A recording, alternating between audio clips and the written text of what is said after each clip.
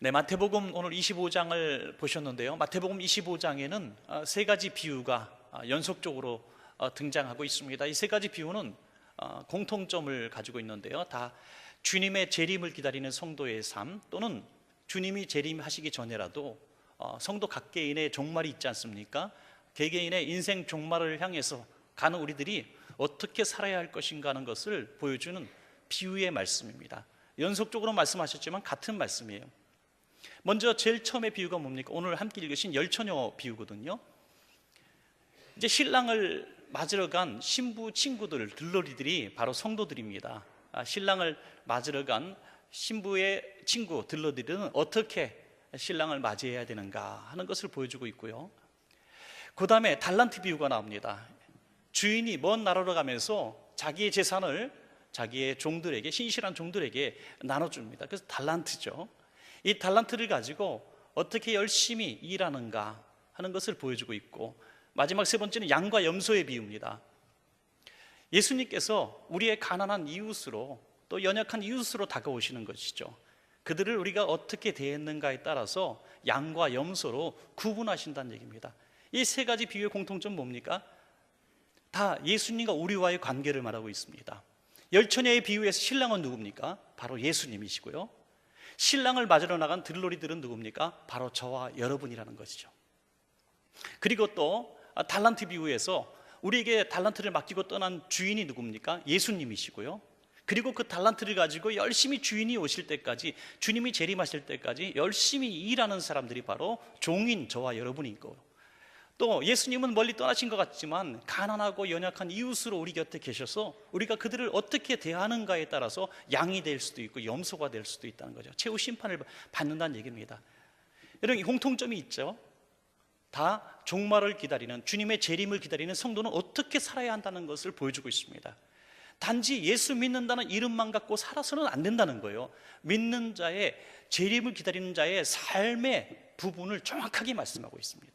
그냥 막연하게 우리는 주님의 재림을 기다리는 것이 아니라 우리의 호흡이 닿는 날까지, 주님이 오시는 바로 그 순간까지는 우리는 무슨 일을 하며 살아야 할 것인가, 이것을 말씀한 거예요. 열처녀의 비유에서 뭘 말씀합니까? 우리가 그냥 마냥 기다리는 게 아니라는 거예요. 등불이 꺼지지 않도록 여분의 기름을 준비하고 기다리라는 거예요. 그냥 들러리로 나가서 시간 때우는 게 아니라 그 불이 꺼지지 않도록 계속 여분의 기름을 채워넣으라는 거예요. 이것이 종말을 기다리는 삶이라는 겁니다. 달란트 비유는 뭡니까? 그냥 주인이 돌아오실 때까지 주신 것을 가지고 가만히 땅속에 묻어두고 기다리는 것이 종말을 기다리는 삶이 아니라 열심히 일하라는 거예요. 하나님이 주신 재능을 가지고 충성하라는 겁니다. 열심히 일하고 봉사하고 헌신하고 사회에 아름다운 영향력을 끼쳐서 하나님이 기뻐하시는 일들을 해서 주님이 오셨을 때 칭찬받으라는 겁니다. 또 우리 주변에 예수님이 있다는 거예요. 우리 가장 가까운 곳에 예수님이 계시다는 겁니다. 그들을 우리가 소홀히 여기고 난 예수님만 사랑해, 난 교회만 열심히 다니면 돼, 오직 구원은 믿음으로 얻는 거야 하면서 우리의 주변의 이웃들을 우리가 돌보지 않는다면 우리는 마지막 날에 내가 그 사람이 바로 예수님이었어, 나였어 라고 말씀하신다는 거예요. 그러면 우리는 양이 아닌 염소로 구분될 수밖에 없다는 것입니다. 우린 이 세 가지 비유를 다 말씀할 수는 없어요. 그래서 공통적으로 우리 가장 잘 집약된 말씀이 저는 열처녀의 비유라고 생각해서 오늘 이 말씀을 택했습니다. 사랑하시는 여러분, 감사한 건요, 이 말씀을 우리가 천국에서 듣지 않은 것이 얼마나 감사한지 모르겠습니다. 왜냐하면 아직 우리에게 기회가 남아있기 때문이죠. 아직 주님이 오시지 않았고 각개인의 종말을 맞이하지 않았습니다. 그렇지만 영원토록 이 시간이 있는 것이 아닙니다. 얼마 지나지 않아서 우리가 각개인이 주님 앞에 설 수도 있고 주님이 오실 수도 있습니다. 그날과 시는 아무도 모릅니다. 우리가 아침에 인사하고 나갔다가 저녁에 들어오라는 법이 어디 있습니까? 우리 인생은 알 수가 없습니다. 묘비명에 가장 많이 쓰고 싶은 묘비명이 뭔지 아십니까? 내가 이렇게 빨리 갈 줄 몰랐다, 그런 뜻이라는 거예요. 내가 이렇게 빨리 나이 들고 빨리 죽을 줄 몰랐다는 거예요. 너무나 인생은 빨리 지나갑니다. 그래서 나이 따라 속도가 다르대요. 10대는 10km, 20대는 20km, 50대는 50km, 70대는 70km로 달린다는 거예요. 그래서 연세가 더 높으신 분일수록 더 세월이 빠름을 느껴요. 지금도 몇 년도 이름 쓰는 2017년 쓰는 분이 아직도 계십니다. 언제 1년이 다 지나고, 이제 좀 있으면 2019년입니다. 놀라지 마십시오, 여러분. 충격적이지 않습니까? 12월 둘째 주에 벌써 이렇게 한 해 한 해 가다 보면 어느덧 저 나이가 어떻게 되십니까? 물어봤더니 한참 계산해요. 자기 나이를 잊어버렸어요. 60까지는 셌는데 그 다음에서 기억이 안 나. 그렇게 세월이 빨리 지나갑니다. 오늘 이 말씀을 연말 아니면 또 언제 들어보겠습니까? 우리 주님의 개칠임을 기다리는 마음으로 우리가 개인의 종말이 있다는 것을 기억하시면서 어떻게 우리가 여분의 기름을 준비할 것인가, 굉장히 중요한 이야기입니다.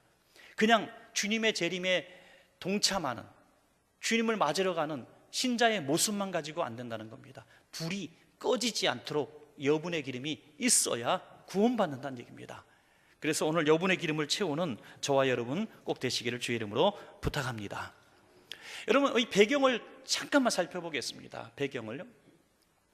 당시에는 결혼식을 이제 저녁에 많이 했습니다. 낮에는 물론 활동하기가 어려워서 그랬는지도 모르겠지만 시간이 저녁부터 시작되는 시간을 가지고 있기 때문에 저녁에 이제 결혼 예식을 많이 합니다. 그러면 신랑이 올 때 친구들과 함께 옵니다. 그러면 신부가 직접 나가는 것이 아니라 신부의 친구들이 들러리가 되어서 등을 가지고 저 입구로 마주 나가는 것이죠. 그래서 신랑과 신랑 친구들을 이제 인도해서 신부의 집으로 이끌고 들어가 문을 닫고 잔치가 시작되는 것입니다. 보통 들러리들은 한 10명 정도 이렇게 했다는 것이 일반적이라고 합니다. 좋은 예복을 입고 등을 들고 나갑니다. 그런데 하나 굉장히 중요한 것이 있는데, 그것은 신부들이 등불이 꺼지면은 그 꺼진 사람은 불청객이 된다는 거예요. 이 잔치자에 들어갈 수가 없다고 하는 것이죠. 그래서 이 신부 친구들은 이 등불이 꺼지지 않도록 꼭 기름을 넉넉히 준비해야 갔습니다. 신랑이 딱 정확한 시간에 우리처럼 6시 갈게 7시 갈게 그러는 것이 아니죠. 아주 늦은 시간 또는 새벽녘에 올 수도 있는 것입니다. 아무리 자기 생각에 이 정도는 와야지 하고 생각하고 기름을 준비해서 기름이 떨어지면 낭패인 것이죠. 그런데 오늘 본문에 보니까 5명은 슬기롭다 그랬어요. 5명은 여분의 기름을 준비했습니다. 어느 정도 여분의 기름을 준비했냐면 새벽까지 버틸 수 있는 기름을 준비했을 것입니다. 그런데 또 5명은 미련하다 했어요. 미련한 거 왜 미련합니까? 낮에 충분히 시간이 있었음에도 불구하고 그냥 빈둥빈둥 놀았던 거예요. 인생을 낭비한 겁니다. 저녁에 분명히 신랑 친구를 맞으러 가야 되는데 기름을 준비할 시간이 충분히 인생의 시간이 있었는데 그 낭비하고 놀다가 자기 일만 하다가 급하게 집에서 쓰던 등불을 그냥 들고 나온 거예요. 이미 기름이 절반이나 없어져 버린 등불에 조금 남아있는 그 기름을 그냥 불 있는 채로 들고 나온 겁니다. 그래서 미련하다 하는 것이죠. 등불이 꺼지면 잔치집에 들어갈 수가 없고 신랑을 맞이할 수도 없는데도 불구하고 되겠지 하고 막연한 마음으로 난 구원받을 수 있을 거야, 내가 이렇게 그래도 나왔는데 이 수고가 어딘데 하면서 당당하게 나왔다는 거예요. 불이 꺼져가는데 신랑은 오지 않습니다. 그래서 슬기로운 처녀들에게 부탁합니다. 너희들 기름이 좀 넉넉하니까 너희 가진 것 좀 우리에게 나눠주라. 거절을 당하죠. 왜 거절을 당합니까? 당연한 겁니다. 이 슬기로운 신부의 친구들은 5명은 아침까지 버틸 수 있는 양의 기름만 갖고 온 거예요. 만약에 반씩 나눠줬을 때 아침까지 견디지 못하면 신랑이 아침에 왔을 때 10명 모두 등불에 불이 꺼지게 되는 것이죠. 그럼 단 한 사람의 신부 들러리도 성공적으로 신랑을 맞이할 수 없는 거예요. 얼마나 부끄러운 일입니까? 그래서 야, 너희와 우리 쓰기도 같이 부족할 거 아니 너희는 빨리 가서 기름을 사와라 하고 시장으로 보냈는데 그 사이에 신랑이 와요. 그래서 5명만 이제 초청받아서 잔치집에 들어가고 문을 닫습니다. 이제 주님의 구원의 문이 닫힌 거예요. 나중에 들어온 5명이 기름을 이제 사갖고 와서 문을 열어달라고 울었지만 나는 너희를 도무지 알지 못한다고 문을 열어주지 않아서 멸망받았다는 얘기입니다. 이것이 오늘 이야기의 전체 이야기입니다. 오늘 이 이야기를 통해서 그러면 여분의 기름이 무엇일까? 등에 다 기름은 가지고 있습니다. 지금 모든 그리스도인들은 지금 등을 들고 있어요. 누가 봐도 그리스도인이에요. 종교란에 기독교라고 씁니다. 주님의 재림을 기다린다고 말합니다. 신앙생활 합니다. 나름대로 봉사도 하고 충성도 하고 주일날 예배 출석도 합니다. 다 등이 있어요. 그런데 그 불이 끝까지 주님 오실 때까지 지속될 수 있는 능력이 어디서 나오는가? 바로 이 여분의 기름에서 나온다는 거예요. 그래서 오늘 말씀의 제목을 여분의 기름이라고 잡았습니다. 정말 중요한 것은 이 여분의 기름이 저와 여러분에게 있는가 하는 것을 우리가 오늘 시간에, 짧은 시간이지만 진지하게 한번 성찰해 보시고, 이 여분의 기름을 꼭 장만할 수 있는 귀하신 성도님들 다 되어서 주님의 재림의 날에, 개개인의 종말의 날에 꼭 성공적으로 주님의 나라 입성하시는 여러분 되시기를 간절히 주의 이름으로 축원합니다. 여러분, 자, 여분의 기름이 무엇인가? 여분의 기름을 채운다는 것이 무엇인가? 그 의미는 첫 번째로 따라합시다. 형식적인 신앙생활을 하지 맙시다. 그렇습니다. 형식적인 신앙생활을 하지 말자는 것이 여분의 기름을 갖자는 이야기입니다. 마태복음 25장 3절부터 4절입니다. 같이 한번 읽을까요? 시작. 미련한 자들은 등을 가지되 기름을 가지지 아니하고 슬기 있는 자들은 그릇에 기름을 담아 등과 함께 가져갔더니. 아멘. 오늘 10명의 처녀들은 한결같이 다 등은 가지고 있어요. 이 등은 신앙의 외형의 모습을 말하고 있습니다. 겉으로 봐서는 다 기독교인이죠. 그 믿음을 알 수가 없죠. 그 겉모습만 가지고 보면 훌륭한 신앙인일 수도 있는 것입니다. 이것은 등이에요. 기름은 뭡니까? 그 신앙인의 내면입니다. 그 안에 정말 성령님이 내주하시는가, 정말 진실된 믿음의 삶을 살고 있는가는 그 내면의 기름이라고 하는 것입니다. 등만 있고 기름이 없는 사람을 누구라 하느냐? 바로 바리새인이라는, 외식하는 자들아, 회칠한 무덤. 겉으로는 기독교인이라고 그리스도인이라고 말하지만, 믿음이 있다고 말하지만 그 안에 믿음이 없어요. 그 안에 성령님이 내주하지 않으세요. 그것이 기름이 없는, 등만 가지고 있는 그리스도인의 모습을 보여주고 있는 것입니다.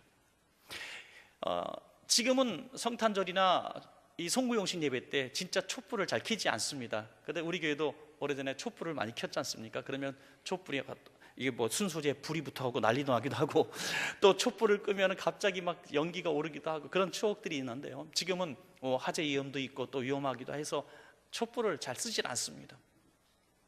그래서 이 가짜 초를 써요. 건전지 넣고 쓰는 초, 이걸 가짜를 쓰기도 합니다. 보기는 똑같아요. 너무 더 이쁠 수도 있어요. 그런데 그건 가짜입니다. 진짜 초만, 진짜 불이 있는 거죠. 여러분, 우리가 신앙생활을 똑같이 하고 있을 때 모릅니다.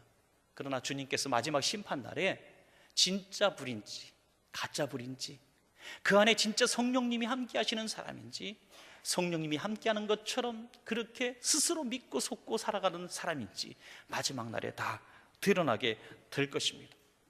우린 진단해 보아야 됩니다. 내 안에 정말 성령님이 계시고 내가 구원의 확신을 가지고 신앙생활을 하고 있는지, 아니면 남들처럼 그냥 주일날 이렇게 출석하는 교인인지, 그냥 믿음 생활이 아닌 그냥 주일만 교회를 다니고 나 예수 믿는 사람이요라고 얘기하는 그런 수준의 등을 가진 사람인지 우리 스스로 진단할 필요가 있습니다. 엠마오로 내려가던 두 제자는 마음이 식어졌습니다. 왜 식어졌습니까? 주님이 돌아가셨기 때문에. 주님이 돌아가시는 순간 그들의 모든 믿음이 다 죽었습니다. 여러분, 수많은 그리스도인들이 어느 순간에 자기의 믿음이 다 드러나냐면, 원하던 것이 이루어지지 않았을 때, 하나님에 대해서 섭섭할 때, 성도들 간의 아픔이 있을 때 교회를 떠나고 그 마음이 식어집니다. 뜨거운 첫사랑이 식어집니다. 이것을 다시 뜨겁게 하는 방법은 우리의 교제나 뭐 단합대회나 뭐 좋은 음식으로, 또 좋은 시설로, 좋은 교육으로 될 수 있는 것이 아니라 오직 성령님의 능력밖에 없는 줄로 믿으시기 바랍니다.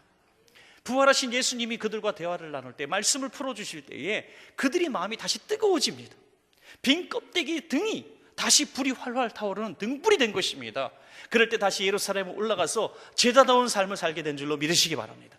오늘 내 마음에 성령의 불이 있는가, 타고 있는가, 이것은 우리 스스로 진단할 수 있습니다. 자꾸 마음이 식어지고 약해지고 조그만 시험거리만 있으면 넘어지고 꺾어지고 식어지는 우리 마음은 교회는 다니지만 내 안에 성령님이 없이 내 열심으로 신앙생활하는 사람의 모습이에요. 마지막 날까지 버틸 수가 없는 것입니다. 이제 더 이상 형식적인 신앙에서 벗어나서 정말 성령님이 내 안에 내주하시는 진실된 그리스도인, 뜨거운 불이 내 안에 있는 신앙생활 하셔서 마지막 날까지 성공적으로 기다림에 성공하시기를 축원합니다, 여러분. 자, 두 번째 따라합시다. 처음 믿음을 끝까지 지켜라. 아멘. 여분의 기름이라고 하는 것은 끝까지 지킬 수 있는 믿음을 말씀하고 있어요. 마태복음 25장 5절부터 우리 6절입니다. 시작. 신랑이 더디 오므로 다 졸며 잘세 밤중에 소리가 나되 보라 신랑이로다 맞으러 나오라. 아멘. 아멘. 신랑이 더디 옵니다. 그래서 다 졸며 또 다 잡니다. 슬기로운 사람도 잠은 이길 수가 없어요. 아무리 정신력 강하고 아무리 믿음 좋은 사람도 밥 안 먹으면 배고픕니다.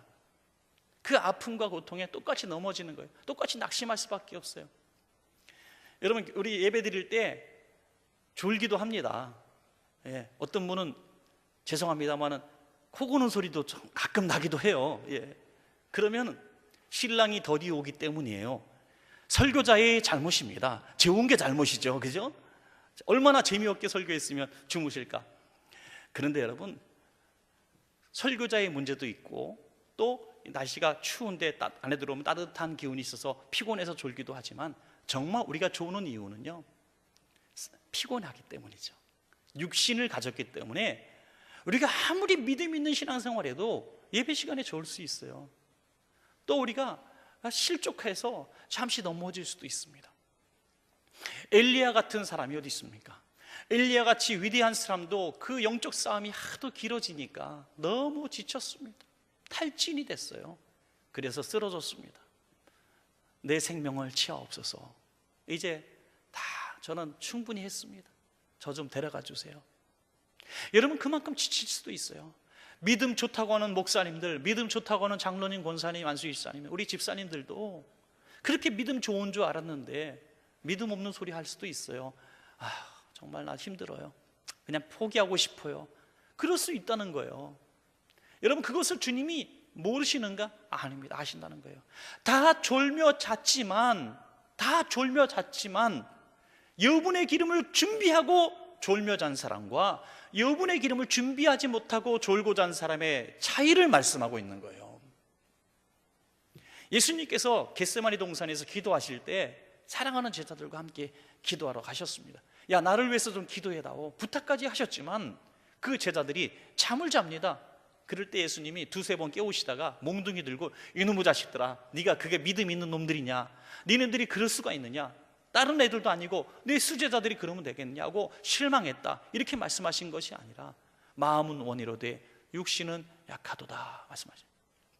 여러분, 저는 이 말씀을 듣고 깨달은 바가 있어요. 예배 시간에 조는 분들 절대로 책망하지 마세요. 예, 마음은 원이지만 육신이 약해서 잠시 졸기도 하고 주무시기도 해요. 그러나 여러분, 중요한 것은 그 자리를 떠나시면 안 됩니다. 그 자리를 떠나시면 안 돼요. 10명의 처녀가 슬기로운 처녀든 미련한 처녀든 다 졸며 잤지만 그 자리를 지켰기 때문에 주님 오실 때 신랑을 맞이하러 갈 수가 있었던 것입니다. 여러분, 신앙생활하다가 지치고 피곤할 때 왜 없습니까? 낙심하고 쓰러질 때 왜 없습니까? 많은 분들이 신앙생활 하시다가 몇 년 동안 방학할 때도 있어요. 교회를 나오지 않을 때도 있습니다. 그 세월 동안 그 마음은 편했겠습니까? 항상 주님은 나를 부르시는 것을 들었을 텐데 그걸 거절하고 교회를 나가지 못했던 그 세월은 편했겠습니까? 책망할 것이 아니라 오면 위로하고 맞이해야 합니다. 돌아온 탕자처럼 두 손 벌려 그를 끼어나줘야 하는 것이죠. 왜? 너무나 지치고 피곤하고 고달팠기 때문에 잠시 주님을 떠났던 그 세월이 얼마나 아팠을까요? 사랑하는 여러분, 아무리 지치고 아무리 낙심하고 아무리 교회 안에서 시험거리가 있어도 아무리 정말 지긋지긋한 일을 경험해도 정말 내가 교회 다시는 나가나 봐라 하는 상황이 생겨도 교회를 지켜야 합니다. 예배 자리를 지켜야 합니다. 처음 믿은 끝까지 지키는 것이 무엇인가? 여분의 기름을 준비해서 새벽까지 주님 오실 때까지 버틸 수 있는 양의 믿음, 이것이 여분의 기름인 것입니다. 여러분, 어떤 상황이 온다 할지라도 절대로 낙심하거나 포기하지 마시고 주님 오시는 날까지, 또 여러분이 주님을 직접 만나러 가는 그날까지 여분의 기름을 꼭 가지셔서 끝까지 믿음 지키시는 여러분 되시기를 간절히 축원합니다. 여러분, 마지막 세 번째는요, 따라합시다. 각자의 믿음대로 심판받는다. 그렇습니다. 심판은 각자의 믿음대로 받는 것입니다. 마태복음 25장 8절부터 9절입니다. 같이 또 읽습니다. 시작.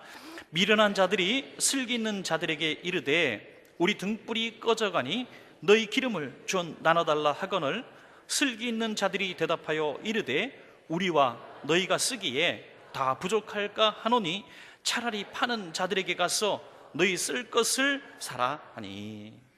그렇습니다. 우리와 너희 쓰기에는 다 부족하니까 너희 것은 너희가 사라. 전도하다 보면 그런 분을 만나요. 우리 아내가요 얼마나 믿음이 좋은지요, 교회에서 우리 아내가 없으면 교회가 안 들어간다고 얘기합니다. 그래 아내 자랑을 해요. 또 우리 장모님은 전도사님이에요. 이런 분도 있어요. 그만큼 가족의 믿음을 자랑하는 분들이 있는데, 문제는 본인은 나가지 않는다는 거예요. 본인은. 그리고 아내가 나를 위해서 기도하니까 내가 그래도 뭔가 복을 받지 않겠는가, 이런 막연한 생각을 하고 살아가는 사람들이 이 땅에 너무나 많습니다. 교회 밖의 문제만이 아니라 교회 안에도 그런 분들이 있다는 거예요. 내가 그래도 교회를 30년 다녔는데 구원 받겠지.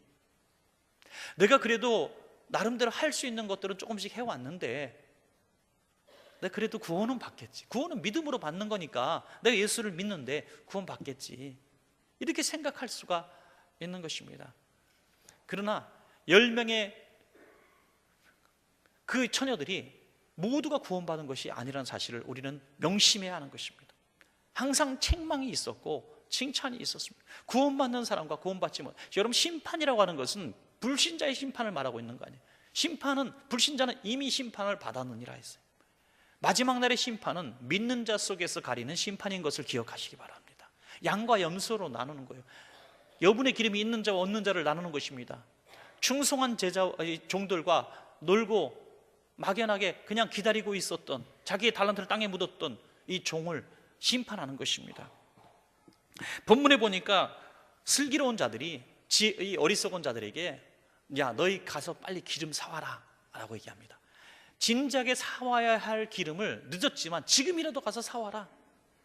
지금이라도 기름을 사러 기름 가게로 보냅니다.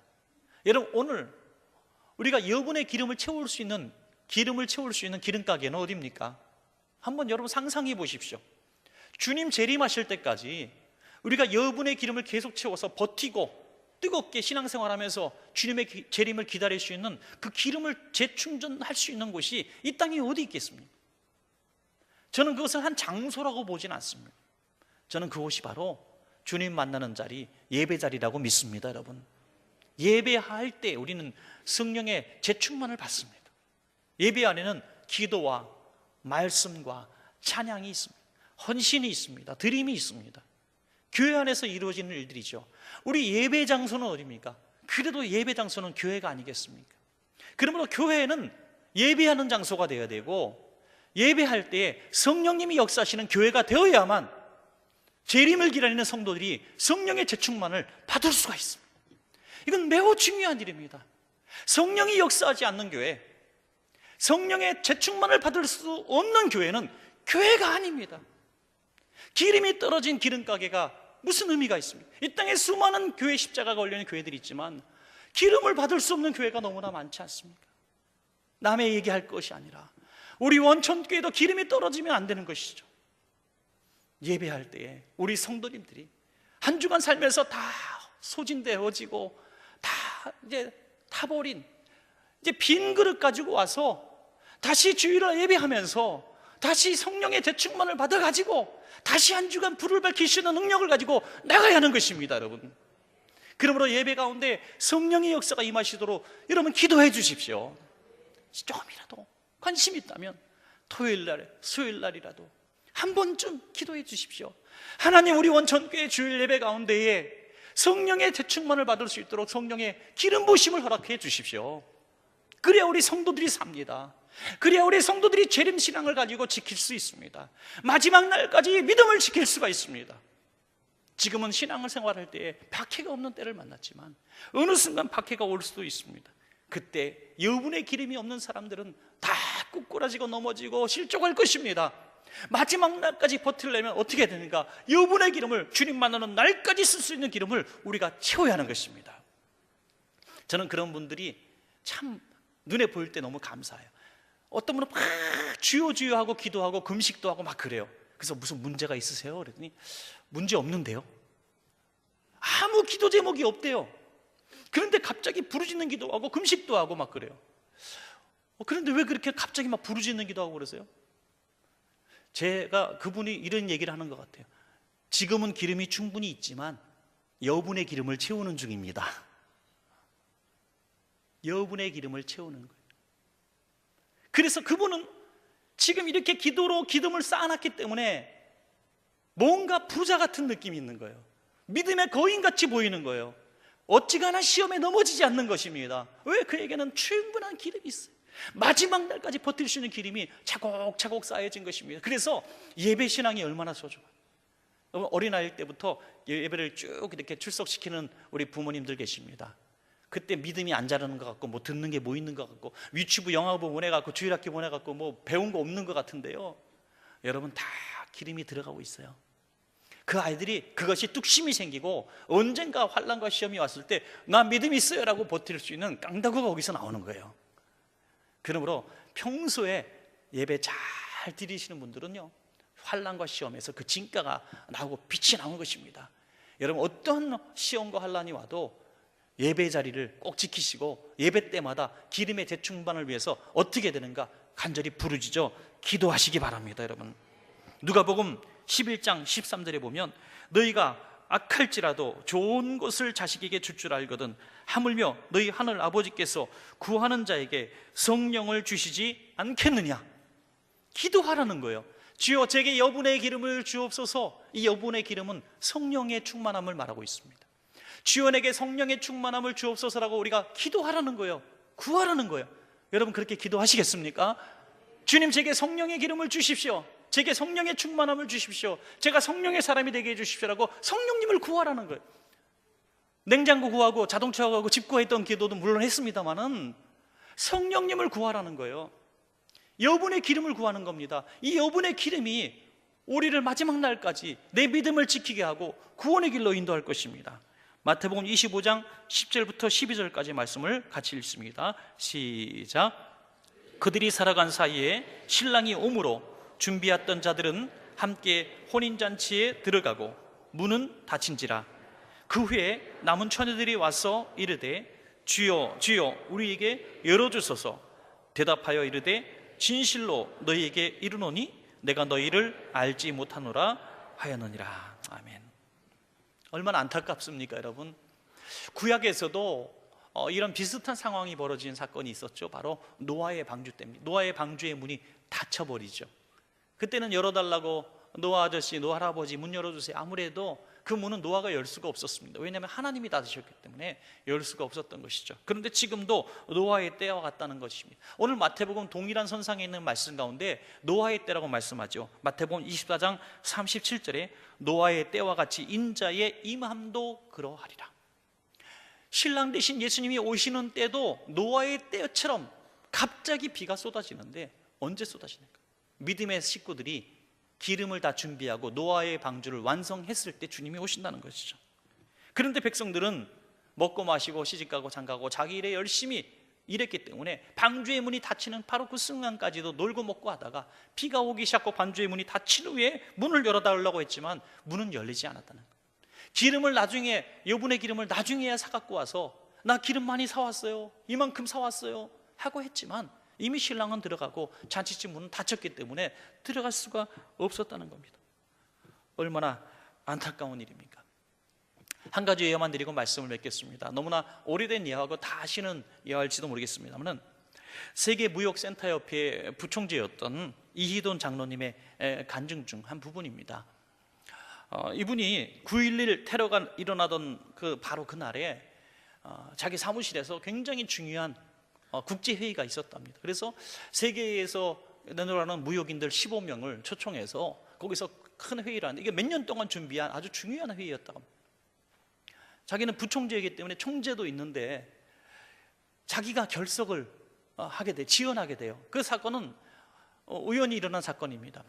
출근길에 이제 커피 한 잔을 마시려고 커피 전문점에 잠깐 차를 세우고 들어간 거예요. 그런데 이 커피 전문점에서 커피가 없는 거예요. 커피를 만드는 사람이 자기는 커피를 못 만든다는 거예요. 세상에 그런 일이 어디 있습니까? 커피 전문점의 직원이 커피를 못 만들고 할 수 있는 게 뭐냐니까 주스는 만들 수 있다 그러더래요. 그래서 만들 수 있는 거 아무거나 달라고 했는데 그걸 탈이 난 거예요.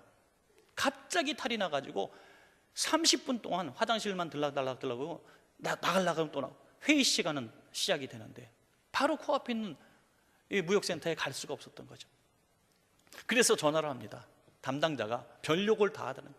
총재님한테 너는 잘렸다 뭐 이런 식으로 막 얘기를 하면서 이 세계적인 사람들을 모아놓고 이게 뭔 짓이냐면서 이 미팅을 이제 오후로 하기로 이제 나중에 하기로 하고 시간을 지연시키고 이 사람들은 다 건물 밖으로 잠시 나가서 휴식을 취하게 되는데 그 순간에 테러가 일어난 거죠. 테러 일어난 이후에 그 15명의 세계적인 무역인들이 이기돈 박사님이 우리의 생명의 은인이다 이렇게 얘기하더라고요. 그 비행기가 꽂힌 그 자리가 그분의 사무실이라는 거예요. 그분의 사무실. 여기서 이야기가 끝이 아닙니다. 가다 보니까 그 건물 안에 있는 사람도 테러가 났는지 모르더라는 거예요. 밖에 사람들은 테러가 난 걸 아는데 건물 안에 사람들이 테러 났는지 몰라. 그리고 아직 뉴스가 막 나오지 않고 그냥 불이 났다고만 나오는 거예요. 건물 가다 보니까 비행기가 터진 그것을 이기돈 장로님이 보니까 분명히 테러예요. 그래서 가던 길에 차를 돌리면서 거기 가지 말라고, 지금 건물이 무너진다고 막 사람들에게 얘기하는데 돌려오는 그 사람의 말을, 장로님의 말을 아무도 믿지 않고 손가락질하면서 괜히 길 막는다고 욕지거리를 하면서 빌딩 앞으로 지나가던 사람들이 빌딩이 무너져서 깔려 죽었다는 거예요. 그걸 보면서 이기돈 장로님이 하신 말씀이 뭐냐면 소돔과 고모라의 이야기, 마지막 날의 심판의 이야기가 확실히 믿어졌습니다 하는 거죠. 확실히 믿어졌습니다. 아무리 주님께서 재림에 관한 말씀을 하시고 아무리 선지자들을 보내도 손가락질하면서 어제도 괜찮았고 그저께도 괜찮은 오늘 무슨 별일이 있겠냐고 또 간다는 거예요. 또 하루를 지낸다는 거예요. 또 작년처럼 살아간다는 거예요. 그러다가 예기치 못한 순간에 주님의 마지막 날이 임할 것이라는 거죠. 우리가 주님 앞에 가기도 한다는 것입니다. 우리가 연말을 맞이하면서 너무나 무거운 말씀일 수도 있겠지만 사랑하는 성도님들에게 꼭 드리고 싶었던 말씀 중에 하나입니다. 오늘 밤 주님이 오셔도, 오늘 우리가 주님을 만나는 일이 생긴다 할지라도 여분의 기름, 그때까지 버틸 수 있는 승령의 기름을 가지시고 마지막 날 주님 나라 입성할 수 있는 성공적인 기다림에 성공하는 우리 성도님들 다 되시기를 주의 이름으로 간절히 축복합니다.